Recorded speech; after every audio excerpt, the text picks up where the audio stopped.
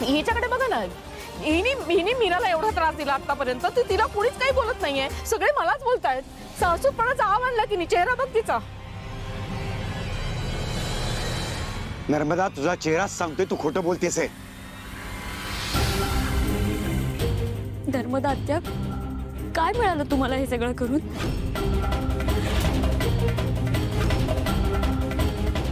मी काय वाईट केलंय तुमचं? हे बघा, मला मान्य आहे की माझ्यामुळे मीराला खूप त्रास झाला, पण आता जे झालं ते झालं. यापुढे जर माझ्या बहिणीला काहीही त्रास झाला किंवा कोणामुळे झाला तर गाठ माझ्याशी.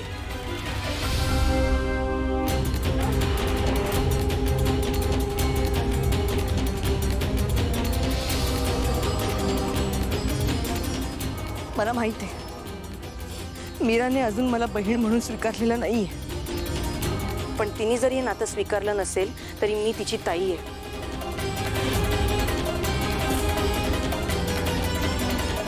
आणि तिला झालेला त्रास मला बघवणार नाही.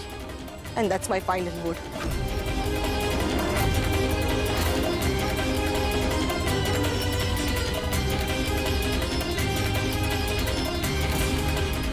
सगळे माझ्यावर विश्वासच नाही ना कोणाचा. मला नाही जेवायचं, काही गरज नाहीये मला. बायको, बायको.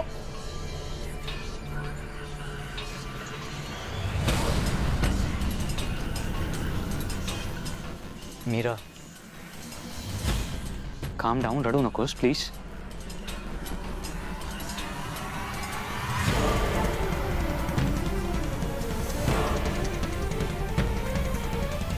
माया, डाव तर मस्त टाकलास. याने तू मीराच्या आणखी जवळ जाशील.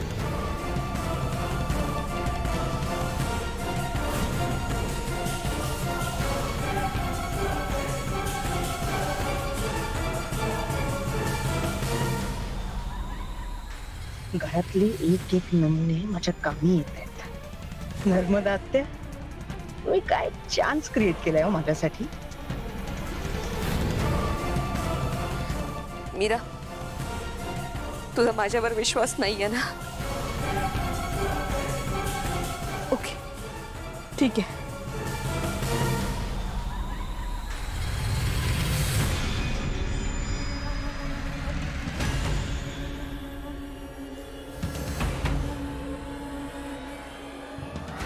जर मीरा बहीण म्हणून मला स्वीकारणार नसेल तर तिचा विश्वास कमावण्यासाठी मी कुठलेही प्रायश्चित्त करायला तयार आहे.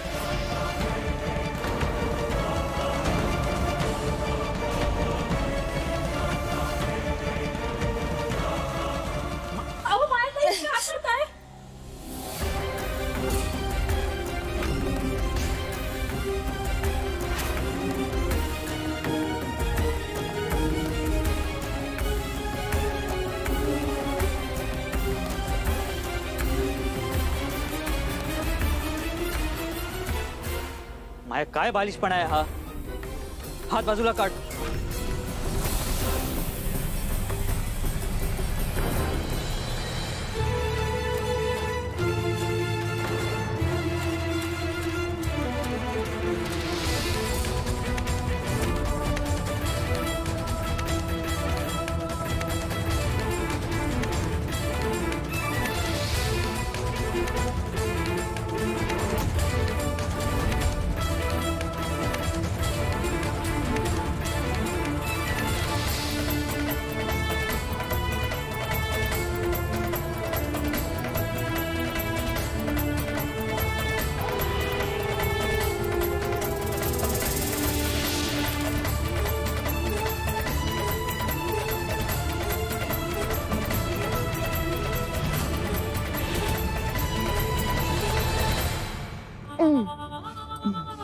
दुखतंय?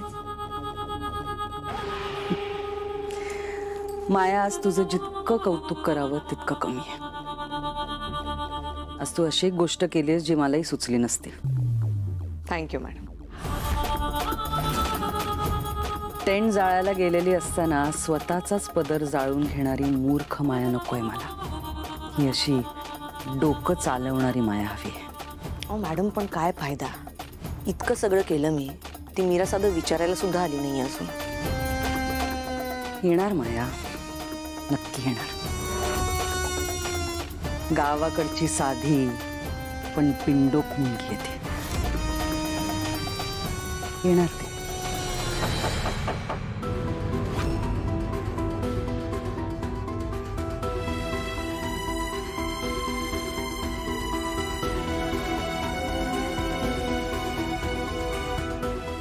माया, अगं रडू नकोस ग, काही नाही होणार.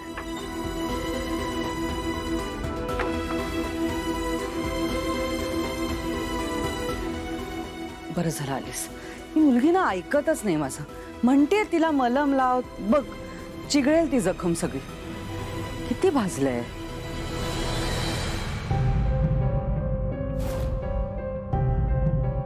मीरा,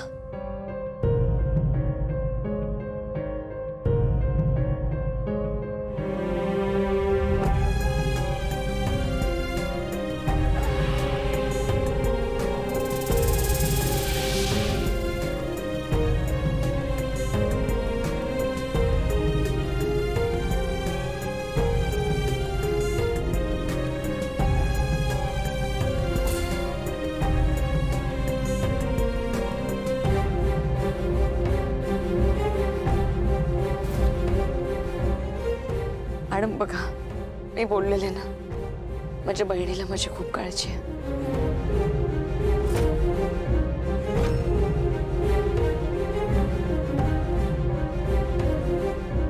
मीरा, थांब माया.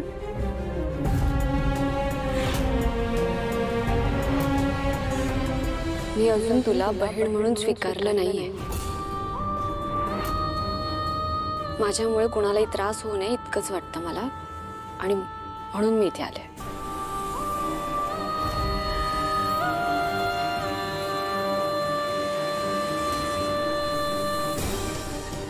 हा मलम इथे ठेवलाय, रात्री झोपताना सुद्धा लाव.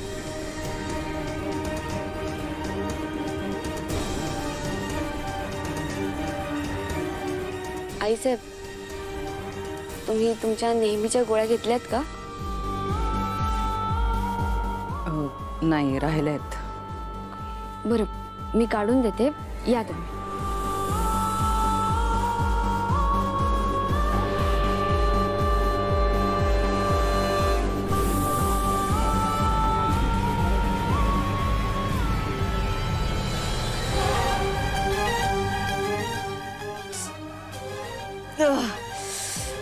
फालतू मीरा, उगाच हात भाजून घेतला याच्यासाठी.